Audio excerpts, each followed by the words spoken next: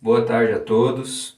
Hoje estamos chegando em nosso último domingo da estação litúrgica da Quaresma, sexto domingo da Quaresma, que também é conhecido como Domingo de Ramos, o domingo que relembra o início da última semana de Jesus, uma sua paixão, morte e ressurreição, a historicamente chamada Semana Santa ou Semana da Paixão.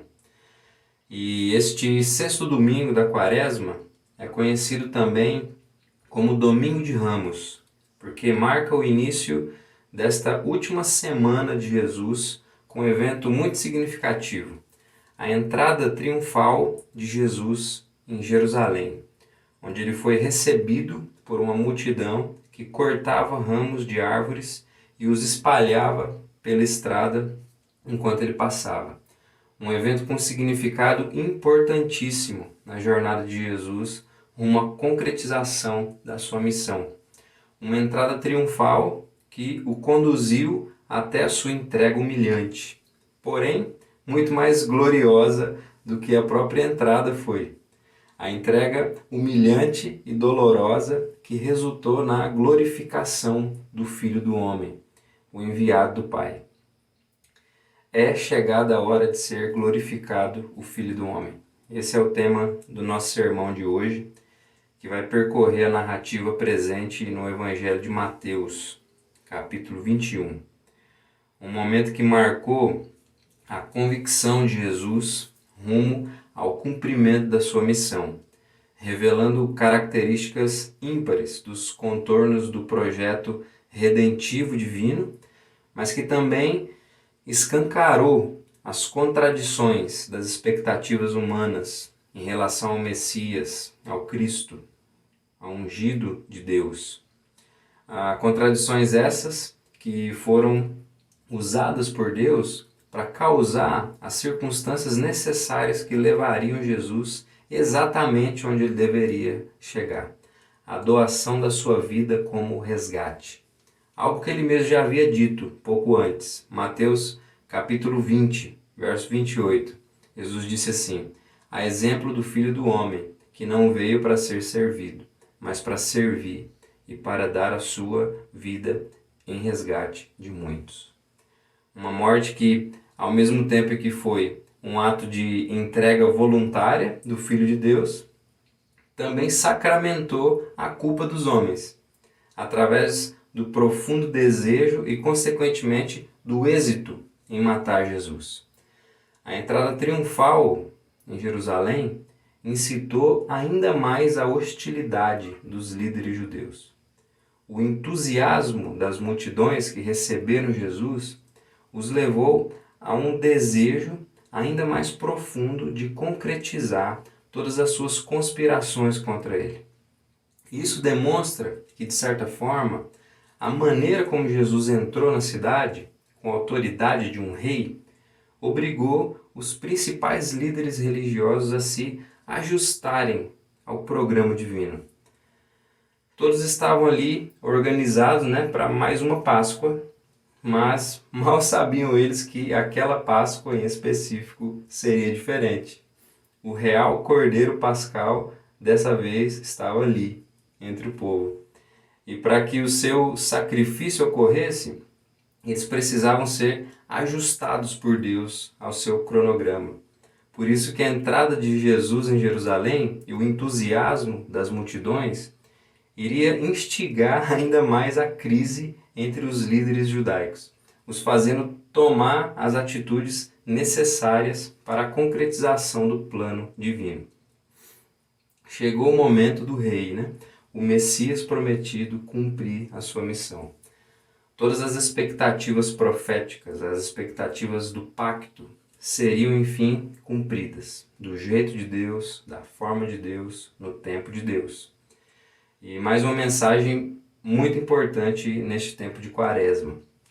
O pecado humano faz até mesmo que as expectativas humanas se tornem limitadas e até mesmo equivocadas, muitas das vezes. Mais uma vez, o poderoso movimento salvífico do Deus triuno contrastando com as fracas e falhas tentativas e posturas humanas. Então veremos como um breve período de uma semana já é suficiente para escancarar as ambiguidades dos seres humanos caídos, diante do fiel compromisso pactual de Deus em Cristo Jesus. Então, vamos à leitura do nosso texto de hoje, Mateus capítulo 21, dos versículos 1 ao 11. Mateus 21, do 1 ao 11. Diz assim: Quando se aproximavam de Jerusalém e chegaram a Betfagé, ao Monte das Oliveiras, Jesus enviou 2 discípulos, dizendo-lhes: Ide ao povoado que está diante de vós, e logo encontrareis uma jumenta amarrada e um jumentinho com ela. Desamarrai-a e trazei-os a mim.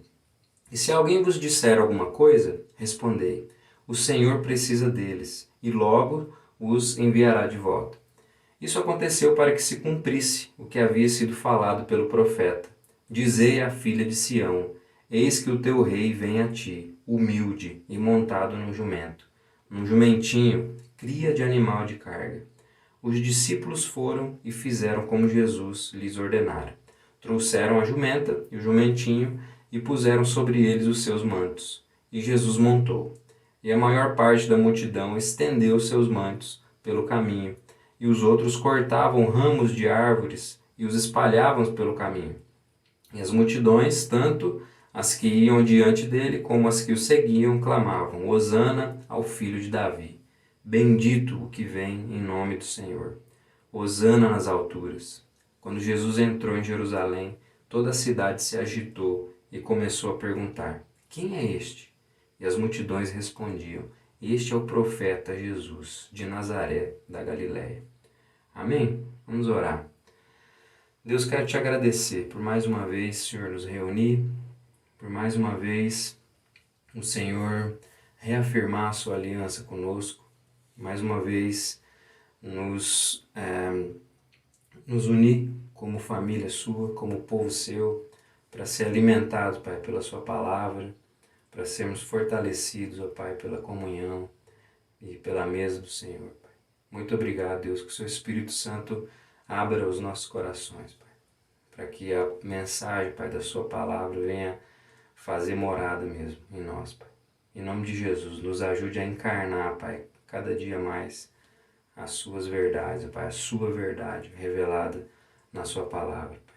Em nome de Jesus nós te pedimos. Amém. Então, meus irmãos, Jesus chega a Jerusalém poucos dias antes da Páscoa. E o registro da sua entrada triunfal na cidade é feita por todos os 4 evangelistas, cada um apresentando aí a sua ótica do evento. Por exemplo, diferente de Mateus, o Evangelho de João nos mostra que Jesus chegou em Betânia 6 dias antes da Páscoa, provavelmente na tarde da sexta-feira anterior à sua morte, permanecendo ali no sábado e entrando em Jerusalém no domingo. Aparentemente, Jesus deve ter ido e voltado a Betânia durante toda a semana. Se você se atentar para o versículo 17 do capítulo 21, você vai perceber isso. Eu não vou ler aqui, então você pode ler depois. Mas essa questão, né, das idas e vindas de Jesus de Jerusalém a Betânia é algo extremamente tranquilo, né? Pois como a gente já viu em exposições anteriores, Betânia era bem próxima de Jerusalém. Era possível acessar as cidades ali por atalhos, obviamente mais curtos, e também pela estrada militar romana, que ligava Jericó a Jerusalém. E eram comuns essas idas e vindas de Jesus.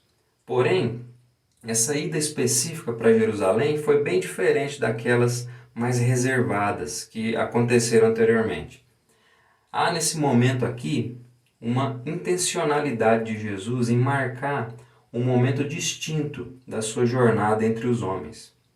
Uma semana diferente, por assim dizer, estava por iniciar, que, como já comentamos anteriormente, marcaria a convicção de Jesus rumo ao cumprimento da sua missão e tornaria expostas as contradições, as incoerências as ambiguidades das limitadas e falhas expectativas humanas.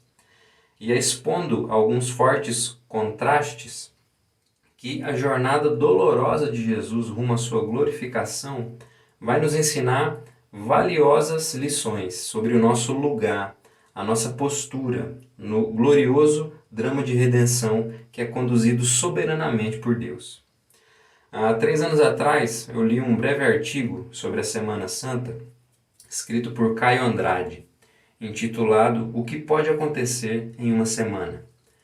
Neste artigo, o autor vai dizer que nenhuma semana, desde a fundação do mundo, apresentou uma sucessão mais dramática de eventos do que a Semana Santa, sendo um período que nos mostra um dos aspectos mais marcantes do ministério de Jesus, que é a contradição.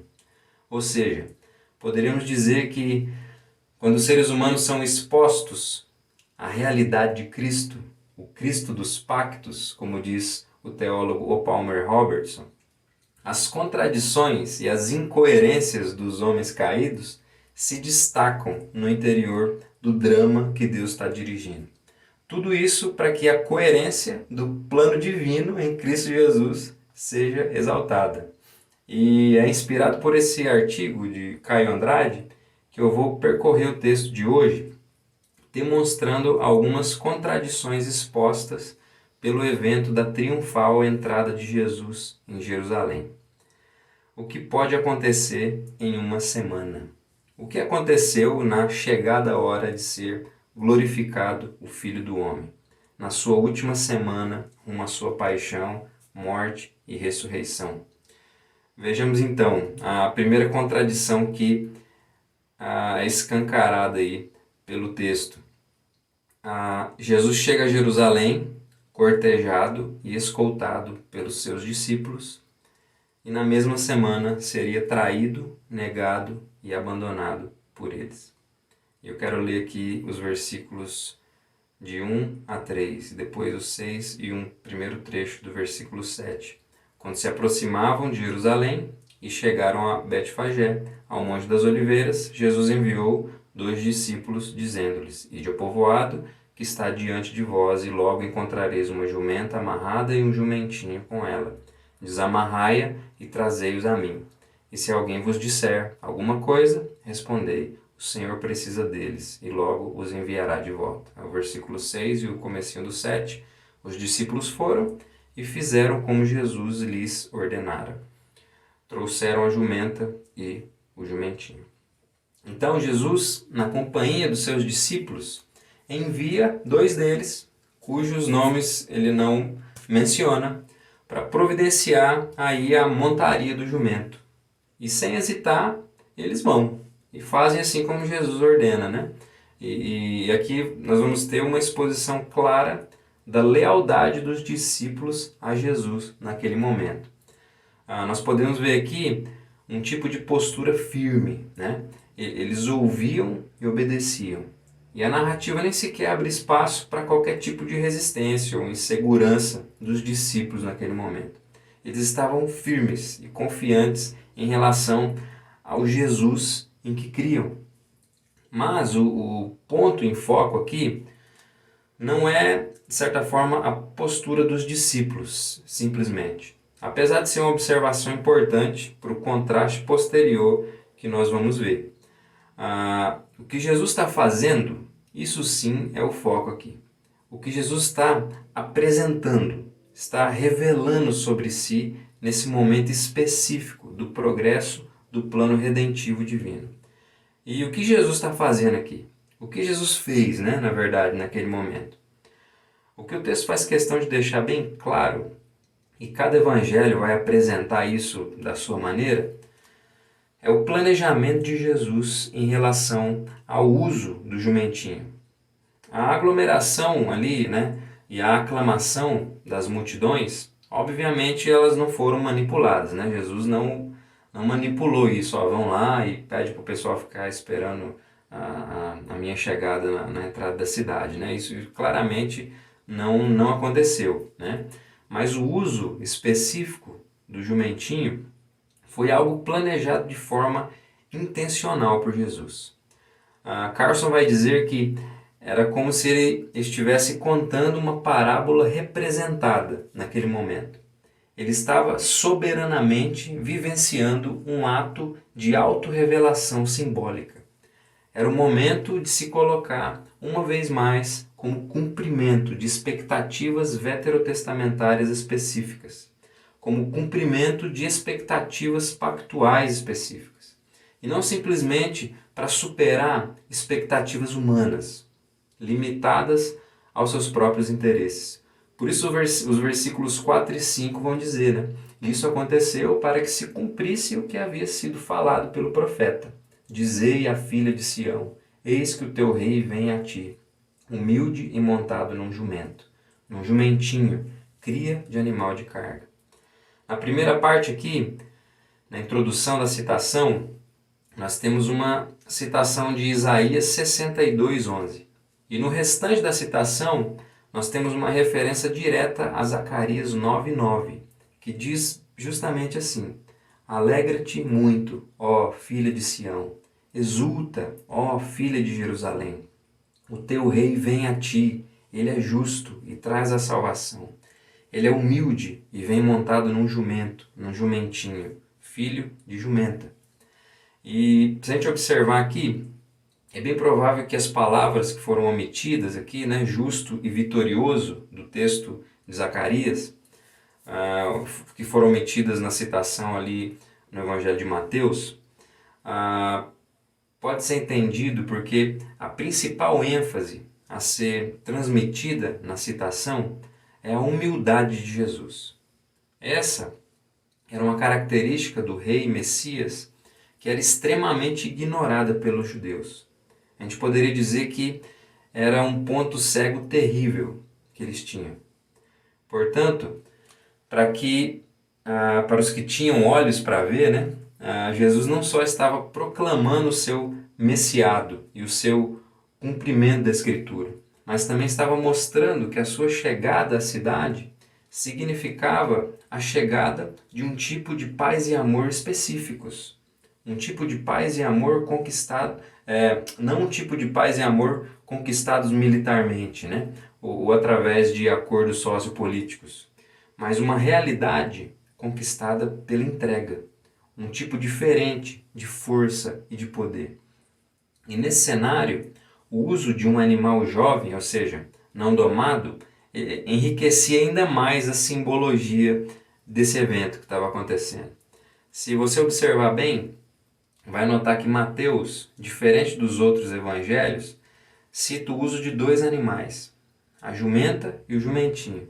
Mas por que essa diferença, né? Será que Mateus testemunhou Jesus utilizando dois animais ao invés de um? Há um desencontro aqui entre as narrativas dos evangelhos? Na verdade, não.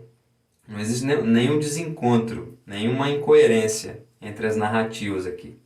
O que Mateus faz ao apontar a jumenta e o jumentinho é justamente para reafirmar aquilo que os outros evangelistas afirmam, que o animal que Jesus montou era um filhote, por isso estava com a sua mãe, né? Que era um animal tão jovem que nunca havia sido montado. E o que isso importa, né? Por que isso enriquece ainda mais a simbologia desse evento? Importa e enriquece porque o rei que chegava à cidade como um rei de paz e amor, né? Um reino de paz e amor diferente, né? Conquistado por meio de uma força, de um poder diferente das formas humanas, ele tinha total controle da situação.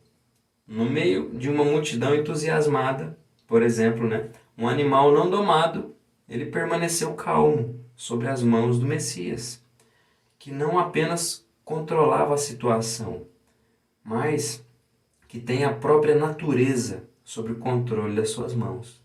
Então aí nós temos o que? Um evento implicitamente ou explicitamente, né, dependendo do ponto de vista, que também estava apontando para a paz do reino consumado de Cristo. O Cristo que tem o poder sobre todas as coisas, o Cristo que é o centro do universo, que governa o universo, né, que se assenta no trono do universo.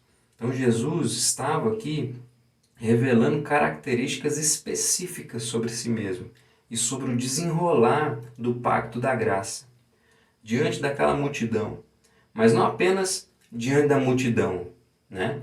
Se a gente observar, ele fazia aquilo principalmente diante dos seus próprios discípulos. Ou seja, Jesus estava deixando claro com seu planejamento intencional que a lealdade dos seus discípulos naquele momento, a obediência, o compromisso, não era o fator mais importante, por incrível que pareça, mas as expectativas que os motivavam a estar ali.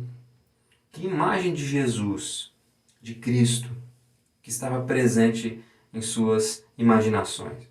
Qual tipo de rei Messias havia de fato conquistado seus corações? Quem eles imaginavam estar seguindo? Esse era o fator mais importante. Por meio dessa ação intencional de Jesus com o jumentinho, ele estava demonstrando aos seus que o Jesus em que eles deveriam crer era o Cristo conforme revelado. O Cristo que supre as expectativas das promessas pactuais de Deus. Não um Cristo moldado por suas próprias expectativas. Um Cristo fruto das suas próprias buscas e anseios desordenados, que os levaria, né, para lugares completamente distintos aí dos lugares onde Jesus havia planejado para eles. É por isso que mais adiante, quando se depararam com essa realidade, né, a realidade do Cristo, o Cristo das expectativas pactuais, a frustração, ou seja, as incoerências, as contradições foram expostas entre eles. Veja o que Marcos diz em seu relato da prisão de Jesus. Marcos 14, do 46 ao 50, ele diz assim: Eles o agarraram e o prenderam. Mas um dos que estavam ali, puxando da espada, feriu o servo do sumo sacerdote e cortou-lhe uma orelha. E Jesus lhes disse: Saístes com espadas e pedaços de pau para me prender, como se eu fosse um bandido? Todos os dias eu estava convosco ensinando no templo, e não me prendeste. Mas isso é para que se cumpram as Escrituras. Então todos o deixaram e fugiram. Todos o deixaram e fugiram. Quando Jesus é preso como um criminoso, foi destruída a imagem de Jesus que os discípulos tinham. Foi destruída a imagem do Cristo conquistador, que usaria dos seus poderes miraculosos para instaurar o reino sociopolítico do Israel étnico. Era como se eles descobrissem que estiveram diante de uma farsa aquele tempo todo. Por isso, a atitude mais coerente era fugir. Se ele é um criminoso, um charlatão, um enganador, causador de alvoroço, é melhor abandoná-lo do que ser associado a ele. Isso era o mais coerente mesmo. Por essa razão, o mesmo Jesus que entrou na cidade, cortejado e escoltado por seus discípulos, naquela mesma semana se viu abandonado por eles. A revelação do Cristo das expectativas pactuais impactou, causou frustração àqueles discípulos que não mais sabiam em que acreditar. Eles se encontraram naquele momento diante de uma crise de fé. Mas um ponto aqui, meus irmãos, que precisamos observar bem, é que os discípulos estavam realmente diante de uma farsa, diante de um falso Cristo. A questão é que essa farsa, esse falso Cristo, não era Jesus de Nazaré, o Filho enviado de Deus, mas sim o Cristo das suas próprias expectativas. É isso que acontece quando temos um encontro com o Cristo da Palavra. É isso que acontece quando estamos no caminho, conhecendo o Cristo das promessas pactuais. Todos os falsos cristos que criamos são abalados. para que a fé no Cristo verdadeiro seja renovada. Isso é o que aconteceu com os discípulos. E isso é o que continua acontecendo conosco. As crises de fé e os desânimos que muitas das vezes temos na caminhada são, na maioria das vezes, frustrações com as falsas imagens de Deus que criamos através das nossas pobres e limitadas expectativas. Ah, Deus não fez isso, não me deu aquilo. Ah, Ele deixou meu pai, minha mãe, meu filho morrer. Ah, Ele não cura minha doença, eu oro, Ele não faz. Só me deixa eu passar perrengue. Que Deus é esse? A maioria das nossas crises de fé, meus irmãos, surgem quando descobrimos que nós não podemos controlar Deus. Que não são as nossas expectativas que o fazem ser quem Ele é, mas as suas expectativas santas é que nos levam a ser aquilo que nós devemos ser. Apenas pequenos e falsos deuses é que podem ser controlados. Deus não seria Deus se Ele não pudesse nos frustrar. E Ele precisa nos frustrar para que nós sejamos tirados de cima dos fracos fundamentos e sejamos estabelecidos sobre o verdadeiro fundamento, que é Cristo. As contradições humanas, as nossas contradições, precisam ser expostas pela realidade de Cristo Jesus. É assim que o seu povo é edificado no mundo. É assim que nós somos edificados por Ele. E a realidade de Cristo é de fato uma loucura para os homens. É uma constante frustração das nossas expectativas pobres e limitadas. E para homens limitados, com expectativas limitadas, um homem que entrou em uma cidade montado em um jumentinho, que acaba, por assim dizer, a sua missão sendo preso, só pode ser mesmo mais um entusiasta, causador de alvoroços sociais. Por isso esse mesmo Jesus que entrou na cidade sobre o lombo de um animal, na mesma semana saiu dali como um criminoso, carregando uma cruz pesada, um madeiro, sobre seu próprio lombo. Era difícil sustentar a ideia de que um homem assim pudesse ser o tão esperado Rei Messias prometido. Por isso que a segunda contradição que nós vamos ver hoje é essa. Jesus chega a Jerusalém, cavalgando sobre as vestes do que estavam ali presentes e sobre ramos de árvores cortados e espalhados por eles, e na mesma semana ele sairia de lá furiosamente agredido com açoites, tendo suas vestes arrancadas e o seu manto disputado em sorte. E aqui eu quero ler o restante do versículo 7 e o versículo 8. E puseram sobre eles os seus mantos, e Jesus montou.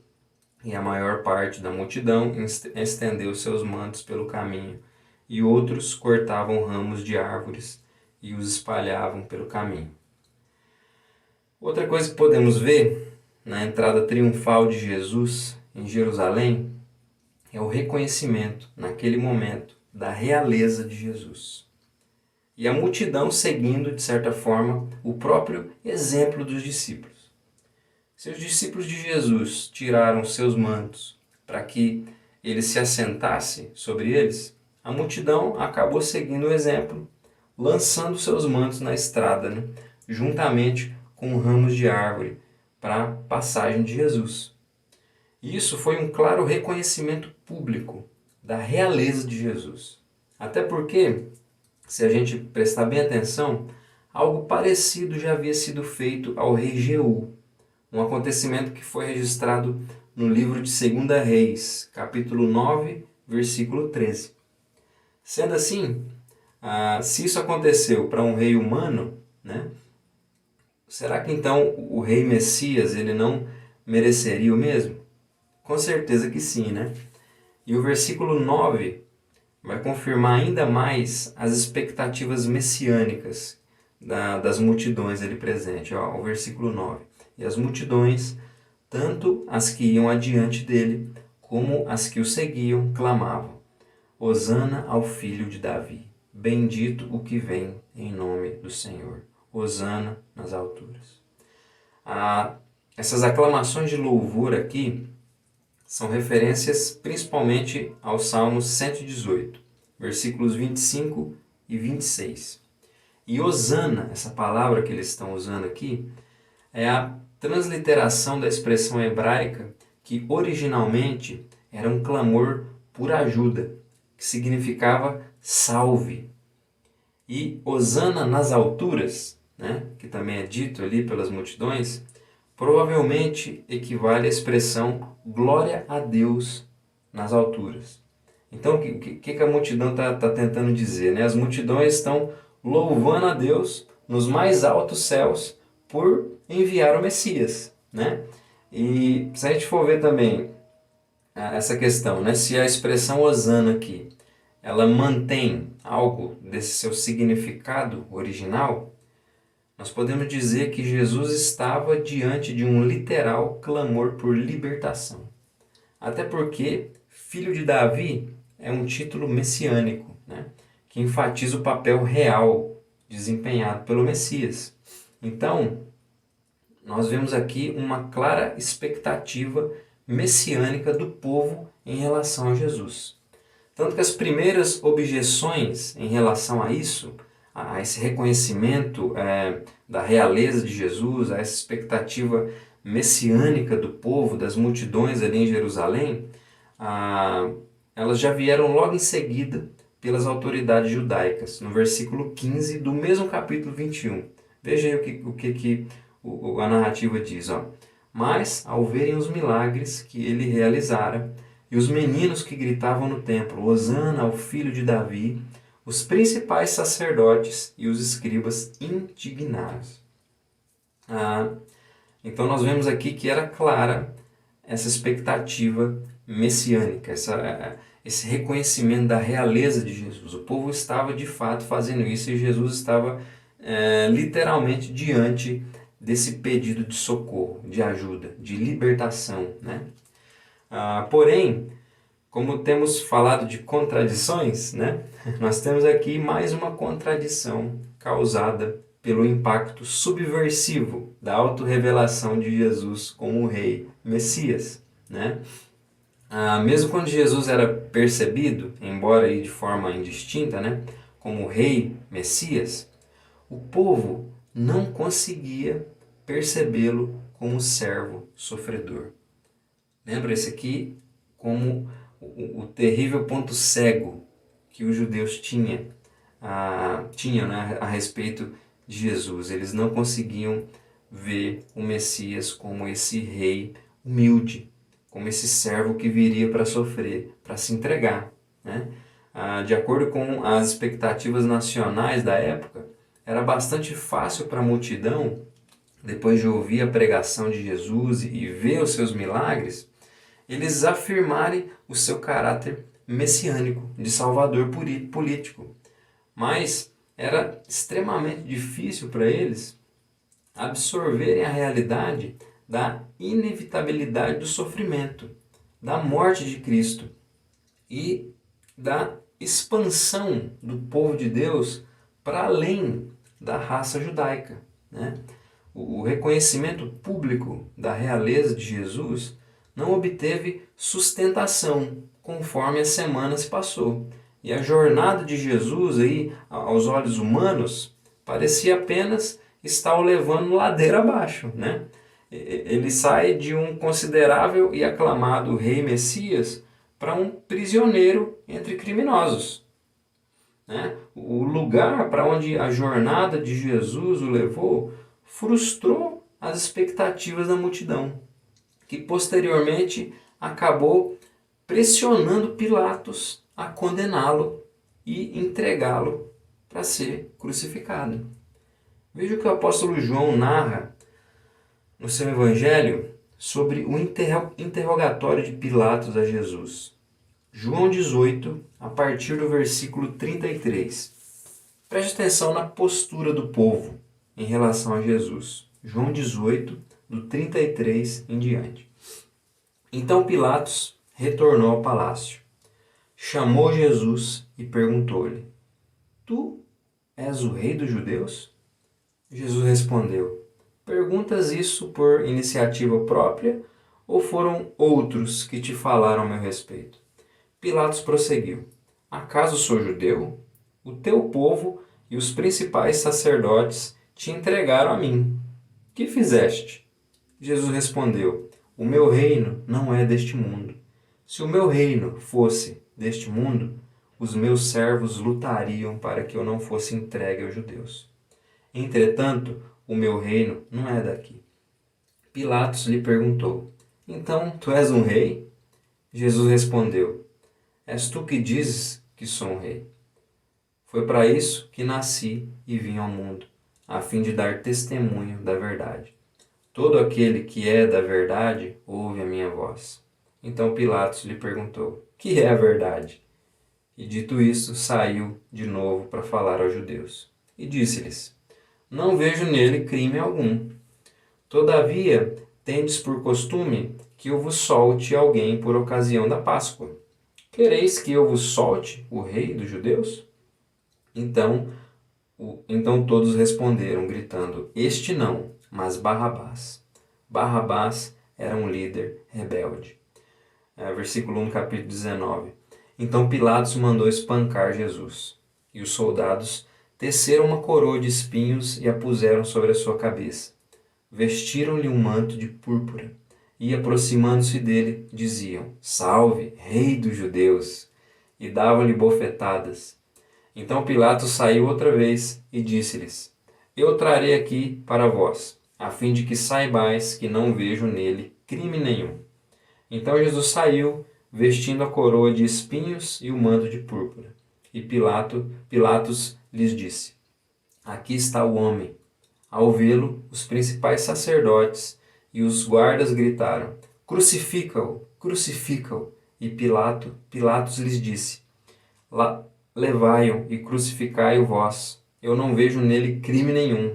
Mas os judeus lhe responderam: Nós temos uma lei, e de acordo com essa lei ele deve morrer, pois declarou-se filho de Deus. Ouvindo isso, Pilatos ficou ainda mais atemorizado. E entrando outra vez no palácio, perguntou a Jesus: De onde vens? Mas Jesus não lhe deu resposta alguma. Então Pilatos insistiu: Não me respondes? Não sabes que tenho autoridade tanto para te soltar como para te crucificar? Jesus lhe respondeu: Nenhuma autoridade terias sobre mim, se do alto não te fosse dada. Por isso, aquele que me entregou a ti incorre em pecado maior.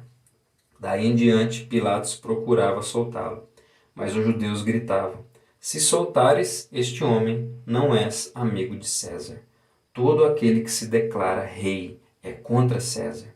Ouvindo essas palavras, Pilatos trouxe Jesus para fora e sentou-se no tribunal, no lugar chamado Pavimento de Pedra, que em hebraico se chama Gabatá.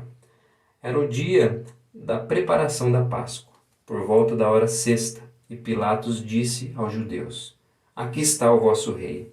Mas eles gritaram: Fora, fora, crucifica-o. E Pilatos lhe perguntou: Crucificarei o vosso rei? Os principais sacerdotes responderam: Não temos rei a não ser César. Então Pilatos o entregou para ser crucificado. Versículos 23 e 24.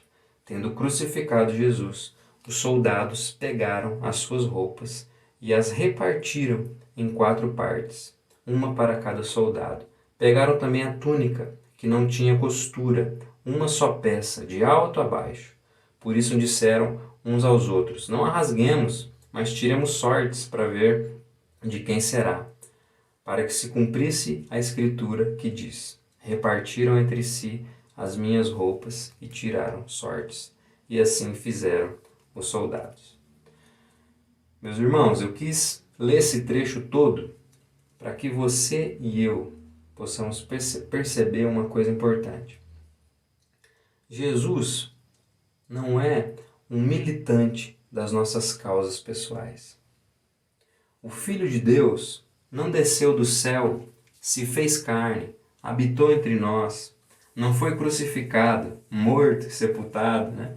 Ressurgiu dos mortos ao terceiro dia, subiu ao céu e está sentado à direita do Deus Pai Todo-Poderoso para virar um tipo de gênio da lâmpada para mim e para você. Jesus não é isso. Jesus não é simplesmente um cara legal que está sentado ao lado do Pai para resolver os nossos BO. Jesus não é rei porque te faz se sentir bem, porque te faz se sentir confiante na hora de conseguir um trabalho, na hora de organizar e apresentar um projeto na faculdade, na hora de iniciar um tratamento difícil. Jesus é rei porque ele é a imagem visível do Deus invisível, o primogênito de toda a criação. Ele é rei porque nele foram criadas todas as coisas nos céus e na terra, as visíveis e as invisíveis, sejam tronos, sejam dominações, sejam principados, sejam poderes. Ele é rei porque todas as coisas foram criadas por ele e para ele, porque ele existe antes de todas as coisas e nele tudo subsiste. Ele é rei porque é o cabeça do corpo, que é a igreja, porque é o princípio, o primogênito dentre os mortos, aquele que em tudo tem a primazia. Tudo isso porque foi da vontade de Deus que habitasse nele toda a plenitude. Jesus é rei porque, havendo Deus feito a paz pelo sangue da sua cruz, reconciliou por meio dele consigo mesmo todas as coisas nos céus e na terra. Por isso, Jesus é rei, porque ele se assenta no trono do universo. Porque o seu reino é o reino de toda a realidade, o reino da reconciliação de todas as coisas, da reversão dos efeitos da queda em toda a realidade. Não um tipo de reino terapêutico, pessoal, que governa as coisas para que você e eu alcancemos os nossos desejos de autorrealização e não tenhamos incômodos ou frustrações nas nossas vidas. Isso é quase que ignorar a realidade que Deus inaugura por meio de Cristo. Porém, isso também não quer dizer que a realidade do reino de Cristo ignore as nossas questões pessoais. Nada disso.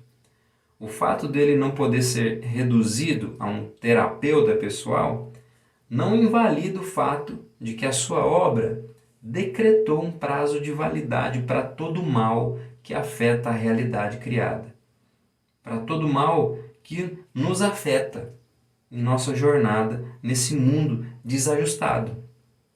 O ponto é que, ao invés de tentarmos usar Jesus para alcançarmos resoluções simplistas para as nossas questões, precisamos, na verdade, nos agarrar na redenção do Evangelho, que afeta o todo da nossa existência. E se agarrar na realidade da redenção do Evangelho significa o cultivo das virtudes da fé e da esperança.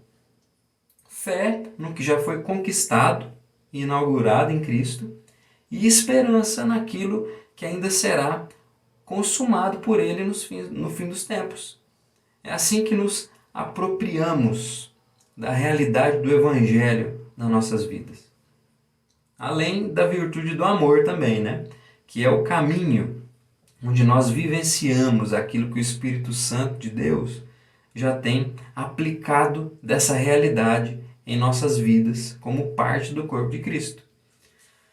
Caso contrário, não seremos muito diferentes do povo que se frustrou com Jesus e pressionou Pilatos para a sua crucificação naquela ocasião. Meus irmãos, nossas contradições sempre serão expostas, assim como as daqueles homens. Então, o mesmo Jesus que entrou na cidade cavalgando sobre vestes e ramos de árvores sob aclamações de louvor e bênçãos das multidões, reconhecido ali, né, como o Rei Messias, o Salvador, libertador enviado por Deus, na mesma semana saiu dali sob açoites, vaias e xingamentos, condenado injustamente como um criminoso, tendo suas vestes tiradas e o seu manto sorteado entre os soldados. Este é o Cristo, o Filho do Deus vivo, que percorria de forma convicta a jornada rumo à sua glorificação. Só que um tipo de glorificação contraditória para os limitados parâmetros humanos.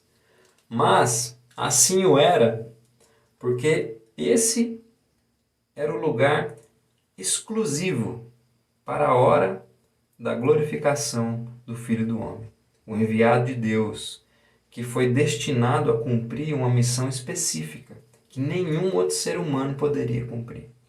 Esse era o lugar, por assim dizer, solitário, que Jesus não podia dividir com mais ninguém, nem mesmo com o Pai ou com o Espírito Santo. Por isso, a jornada da dramática semana de Jesus rumo à sua glorificação vai nos apresentar uma última contradição. Jesus chega a Jerusalém cercado pelas multidões e na mesma semana se encontraria abandonado pelo próprio Deus. Versículos 10 e 11. Quando Jesus entrou em Jerusalém, toda a cidade se agitou e começou a perguntar: quem é este? E as multidões respondiam: este é o profeta Jesus, de Nazaré, da Galiléia. Jesus entrou em Jerusalém diante de uma multidão entusiasmada, né? E de certa forma engajada, reconhecendo como um verdadeiro profeta, vindo da pequena cidade de Nazaré, na Galiléia. Jesus entrou em uma cidade agitada pela possibilidade real de libertação de um jugo político de anos. Por isso ele entrou ali reconhecido como sendo não qualquer profeta, mas o profeta, né? Deram endereço e tudo. O profeta Jesus de Nazaré da Galiléia, né? Para ninguém confundir. Aquele que havia feito sinais e maravilhas sem tamanho entre o povo. Aquele que já havia demonstrado por A mais B que de fato possuía o poder para os livrar das mãos dos seus inimigos. E realmente, Jesus era, na verdade, o único capaz de libertar o seu povo dos seus inimigos. O ponto é que, no decorrer da jornada nesse mundo, afetado pelas distorções da queda, o povo, naquele momento, e se a gente observar também, assim como nós hoje, né, também podemos, também acontece conosco, assim como também acontece com a gente hoje, o povo acabou perdendo de vista quais eram de fato os seus reais inimigos. As situações da vida levaram o povo a olhar para os inimigos errados. Ao invés de manter em vista o terrível problema e opressão causados pelos inimigos do pecado, da rebelião contra Deus e da morte, a situação temporal fez com que o povo perdesse essa realidade de vista e achasse que os seus piores inimigos eram as pressões e opressões sociopolíticas. E é aí que entra em cena um terrível problema. Por quê? Porque é quando passamos a perder de vista, ou até mesmo minimizar, o real problema do mundo, né? A inimizade do homem para com Deus e a morte como um salário do pecado, é que nós passamos a não mais confiar e, pior ainda, a não mais utilizar da única arma capaz de derrotá-los, que são as boas novas do Cordeiro de Deus, que tira o pecado do mundo.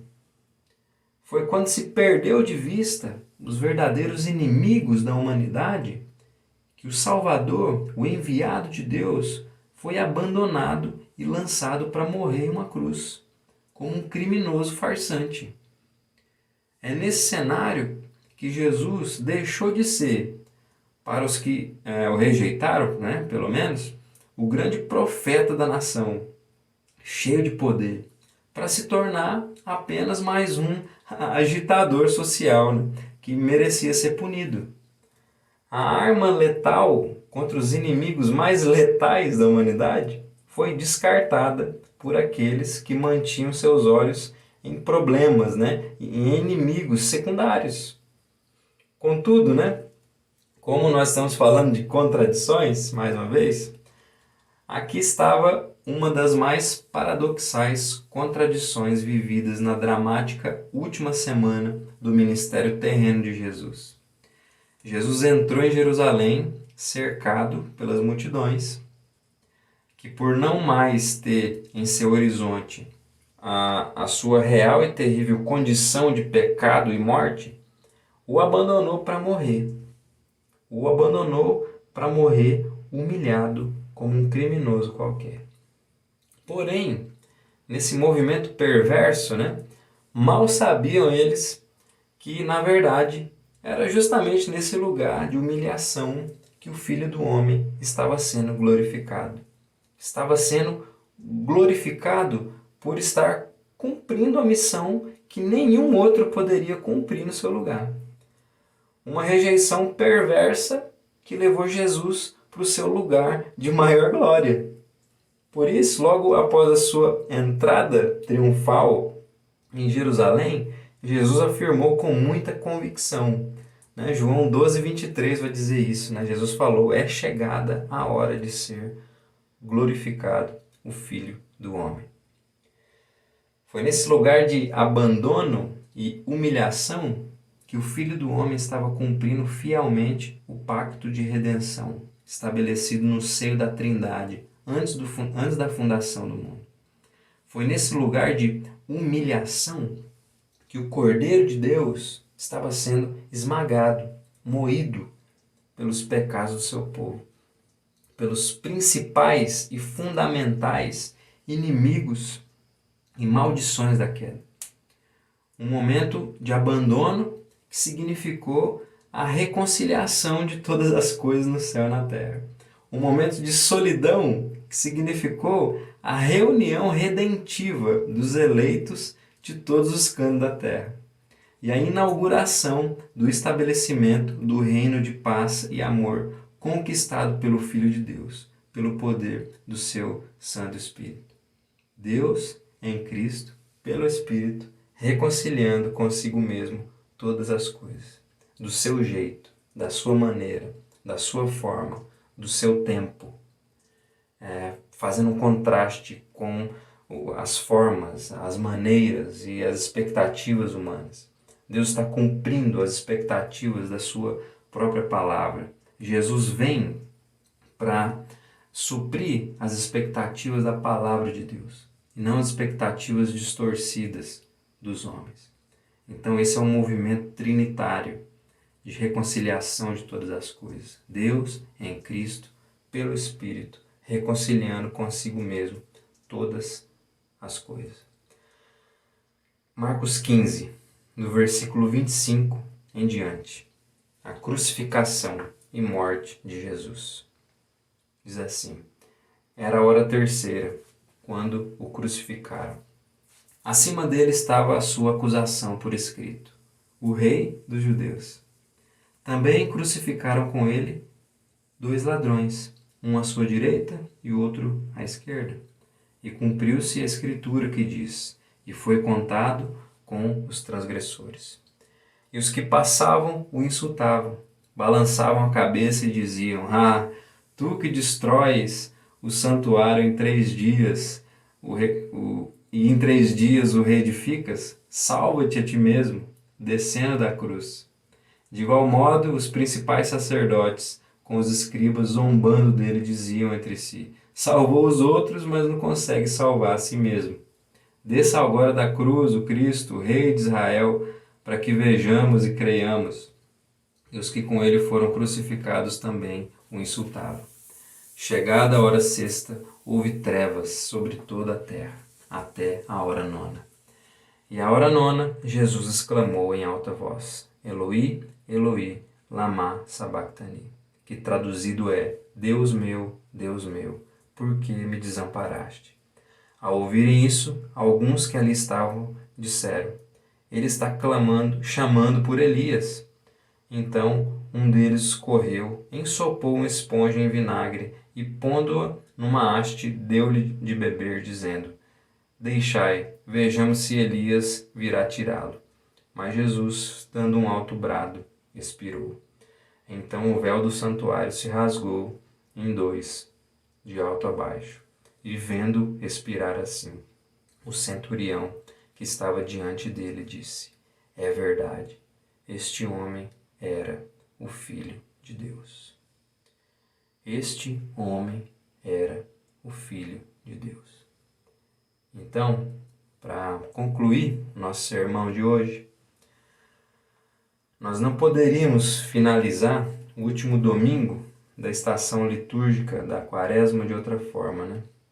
Senão relembrando que jamais podemos perder de vista a realidade das nossas limitações, a realidade do pecado que nos afeta de forma fundamental, a realidade da morte que nos coloca diante de um inimigo implacável, que denuncia constantemente a fragilidade humana.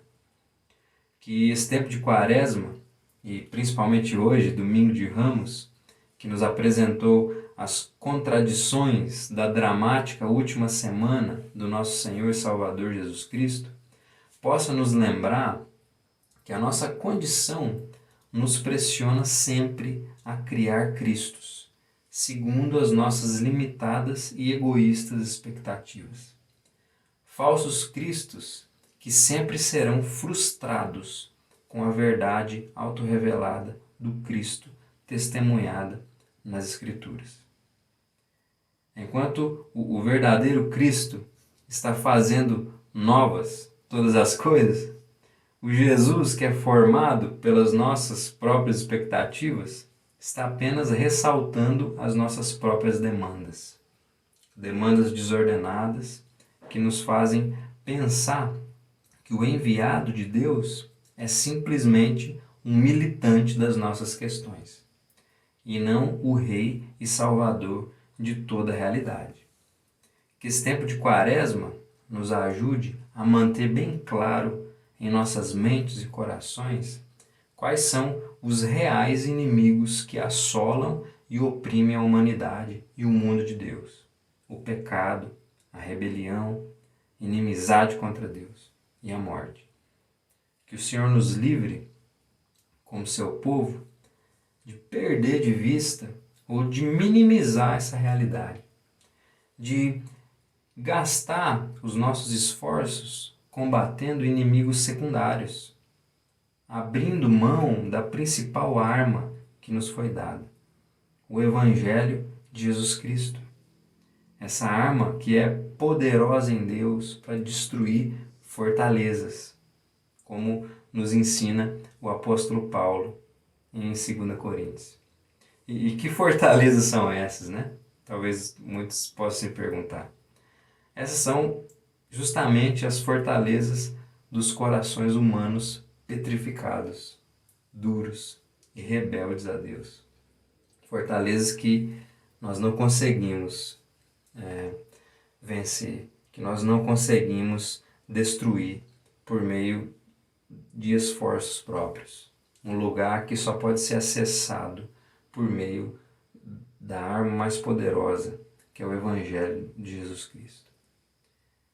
E que nós possamos, como Igreja de Cristo, nos agarrar confiadamente a essa arma, o Evangelho, para que nós, juntamente com aqueles que ainda se encontram perdidos nesse mundo mau, possamos de fato desfrutar da mesa do sacrifício do Cordeiro de Deus que tira o pecado do mundo e nos alegrarmos profundamente na gloriosa entrega do Filho do Homem. Amém? Então que o Senhor nos abençoe. Vamos orar? Deus, eu quero te agradecer mais uma vez por nos fazer ver quem nós somos, Pai. E nós vemos quem nós somos vendo quem o Senhor é.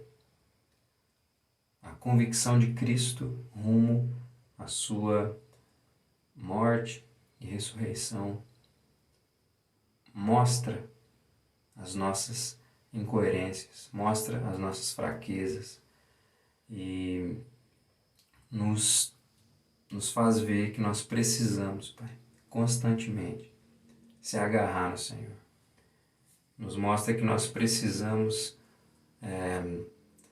absorver pelo Seu Espírito, se apropriar pela ação do Seu Espírito em nós da realidade do Evangelho.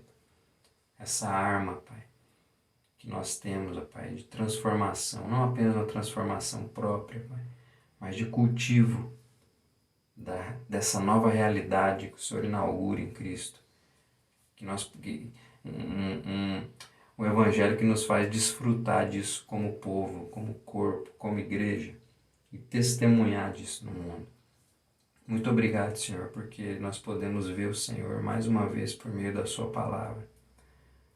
E ao ver o Senhor e entender mais das nossas limitações, dos nossos inimigos, nós clamamos, Deus, para que o Seu Espírito nos ajude, Pai, a confiar mais no Senhor. Confiar de fato na obra gloriosa de Jesus, a Sua entrega sacrificial. Nos ajude, Pai, a enxergar nossos inimigos reais, para que nós possamos, ó Pai, desfrutar da mesa do Cordeiro Pascal. Em nome de Jesus eu te peço, Pai. Amém.